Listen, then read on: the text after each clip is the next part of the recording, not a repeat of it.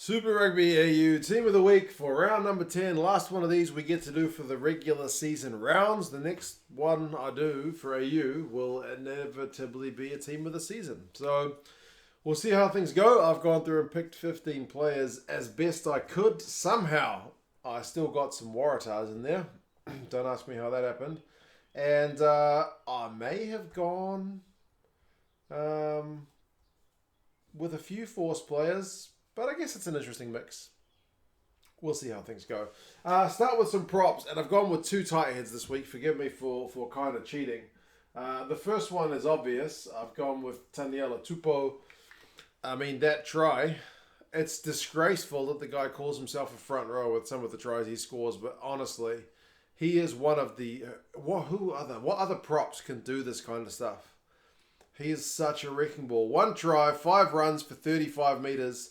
A clean break, 6 defenders beaten, 4 passes, 2 from 2 tackles, and a penalty conceded if you're looking for the black mark. But honest to goodness, he is such a unit. He's such a big man. And people just struggle to bring him down. That highlight was reminiscent of his high school clips that you've seen. Like when he left New Zealand as a schoolboy or end of his schoolboy career to go to Australia to follow his professional rugby dream. He was initially kind of quiet with the open field running stuff, but in his high school clips, it's all just him barging over these other schoolboys. But he's not been able to do it with men, fully grown men for a while, but he's grown into himself. I guess he was still developing, and boy, can he do it now. He's an absolute unit. Alongside him, I've gone with Medrano from the Force. Now, he came on as a sub, and I don't often pick subs, but I think it was like at halftime, so he pretty much played half the game, which is often what a lot of props do. And his stats are all about his scrummaging, man. 4 runs for no meters is horrendous. I mean, at least he made 4 runs, but he's not going anywhere. 7 from 7 tackles is really good. He does have 1 penalty conceded, but the Force's scrum in the second half really shored up. They put the Reds under a bit of pressure and won a few penalties, which ended up being key. So I will put that down. Like, going into the game, I remember doing the head-to-head preview, and the best scrum was up against the worst scrum. But you wouldn't have known it to look at that team in that second half. Hooker, I've gone with a Rebel. I've gone with Uelese. I thought he put in a good shift, actually, finally, when he gets a start. 5 runs for 12 metres for a front row is respectable, unless your name's Taniela Tupou. He has a defender beaten, 1 pass, 1 offload. 11 from 14 tackles is maybe a little bit on the light side in terms of his percentage completion rate. But he has 2 turnovers, one which is phenomenal work for a hooker, getting in there at the breakdown. The lineout's operating at 92%, which is very good as well. He does concede 1 penalty, but overall, I thought a pretty good shift from him. Much like Sam Whitelock is locked in my locks for the Aotearoa vids, it seems Mr. Timani is locked in my locks for the AU vids. I don't know how it works, but every week I see him play, and every week I am equally impressed. 10 runs for 14 metres is, a solid return without being phenomenal, but he's got a good work rate. Not many props get in double figures for the number of runs they make. Props locks. 1 pass, 7 from 8 tackles, 3 line-out wins, and 1 line-out steal. He just does everything. He makes tackles. Could do a bit more. He could pass a bit more, but he has, enough runs. Just, keeps everything really busy. I'm always really impressed with him. So, I see what Dave Rennie sees in him for sure. And as my phone goes bananas, I don't know who's trying to get in touch with me. I've gone with Rob Leota from the Rebels. Scored a really well-worked try. Has 7 runs with 19 metres. Has a pass and an offload. What I don't like is the 2 from 5 tackles. That's not the best number. 2 from 5 tackles is actually pretty poor. But 7 line-out wins makes him the most dominant aerial figure in the game this week. So 1 penalty conceded. Not perfect.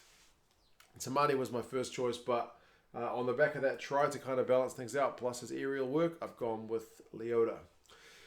Lucy's was kind of tricky, and I managed to fit a Waratah in here, and it's not Tizano for once. It's the stirrer of the pot that is Lockie Swinton. His name's Lachlan, isn't it?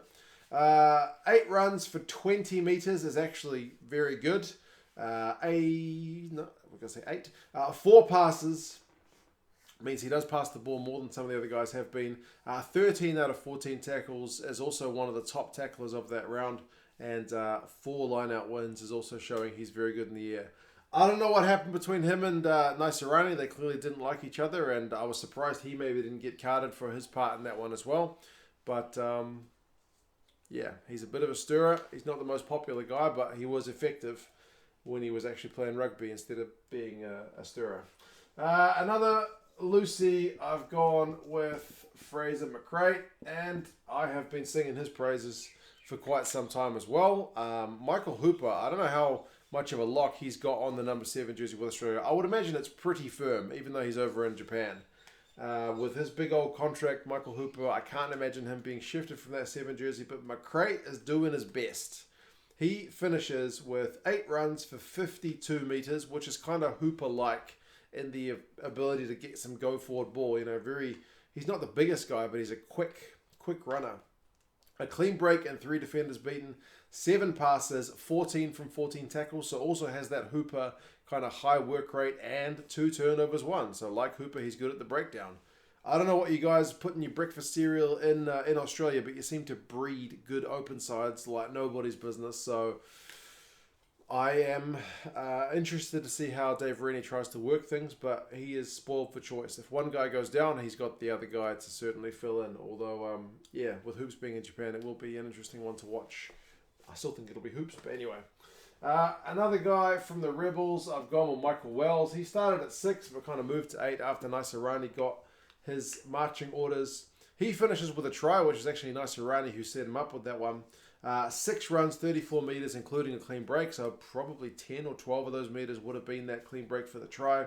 Finishes with just the 1 pass. Obviously, that would nicely, it would be like to, you know, you'd like it to be a bit higher for a number 8 or a number 6, but still fine. 8 from 9 tackles, 1 line-out win, 1 line-out steal, 1 penalty conceded. So, yeah, I like Michael Wells. He's not quite got the work rate that he used to have. He used to be an absolute tackling machine, but he's maybe upped his game with ball in hand, which is pleasing to see. Scrum half, I've gone with Tate Mcdermott. It's always easier without Nick White playing to pick McDermott, actually. I thought Gordon fell off probably too many tackles in his game. Powell was okay for the Rebels, but I thought McDermott probably had the better impact. Kubeli is also impressive as well. Pryor got charged down with one of those late kicks, which was pretty disappointing. But anyway, McDermott finishes with a try assist, 6 runs for 33 metres. So he is, I mean, I talked about it in my Aotearoa vid. Like, you got some guys who pretty much out and out distribute and box kick. Like Mitch Drummond had like 2 runs in his game, but McDermott takes 6.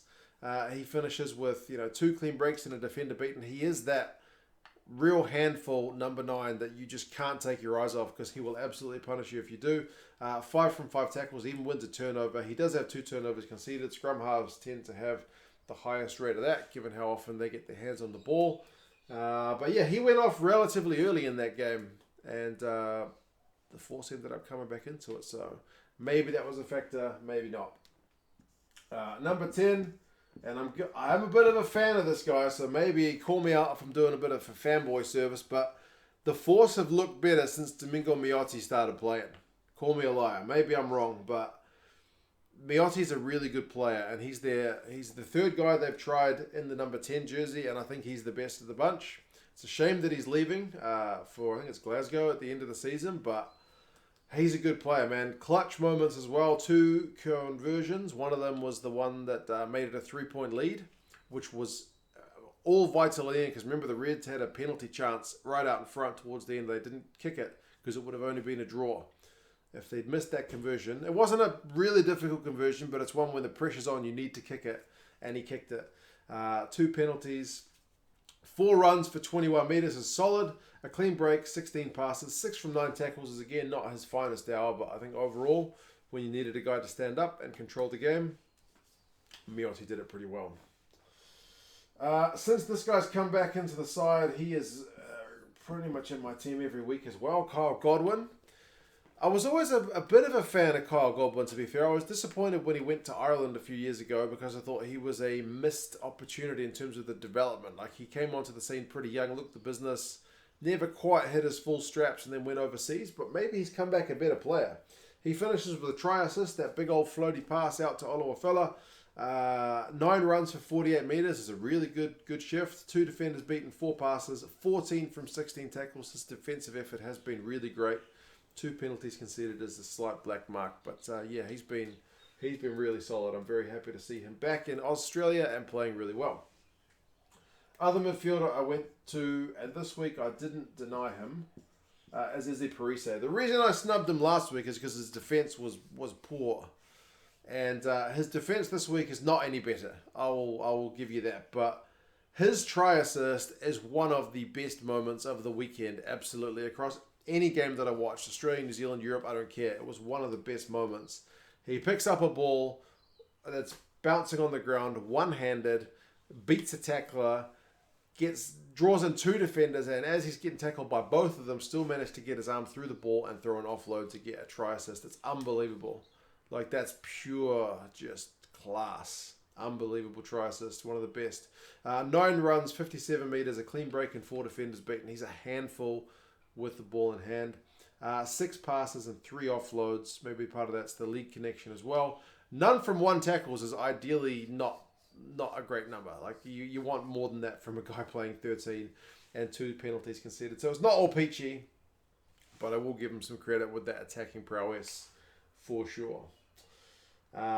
Outside backs, the easiest choice of the week was Mr. Olawafela with his hat-trick of tries. What a shift from him, man.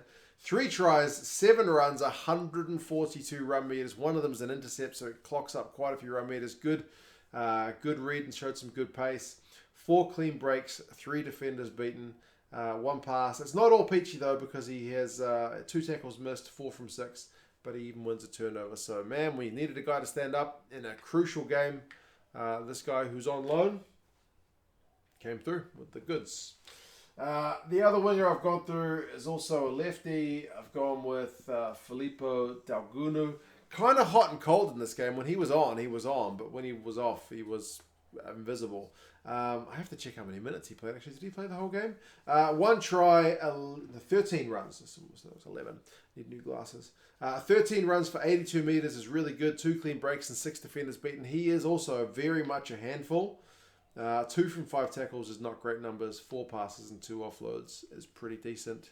The try he scored was Mcdermott giving it to him, and he won't score many easier than that one. But yeah, very much a handful. And I managed to slot in another Waratah, believe it or not. I managed to go with Maddox.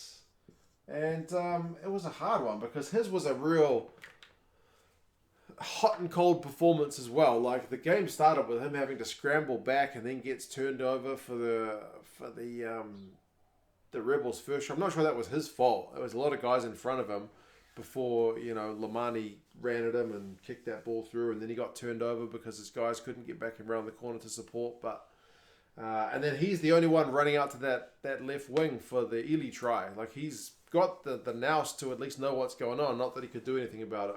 But his attacking numbers, 16 runs, 119 metres, can't argue with that. 5 defenders beaten, 3 clean breaks. I've written defenders beaten twice, so I will just change that before I forget. 12 passes and an offload, 1 from 1 tackles. He has 3 turnovers conceded, which is a bit of a black mark. But yeah, overall, he's a troubling one. Like, I don't know that I would like to see him playing fullback for the Wallabies, because I think he's he can be a bit of a liability at times. But I mean, maybe like Parise, you look at the attacking numbers and think, okay, well, he adds a bit of value, and the try he took was some good hands. So yeah. Anyway, that's the team. What do you guys reckon? We've got some finals rugby this weekend. You've got the Brumbies hosting the Force, which should be a phenomenal game. I'm kind of on the Force bandwagon after that performance, man. So we'll see how they go. Not going to be an easy task, but man, if you can beat the Reds, you can do anything. So we will see. I look forward to that one. And yeah, then we'll see who gets to take on the Reds in the actual final. This is a semi. But anyway, you guys have any thoughts? Do like the video if you managed to get all this way through it. I appreciate those. And it's just started raining, so happy days. My clothes are not outside on the line. Anyway, take care, guys. Talk to you soon. See ya. Bye.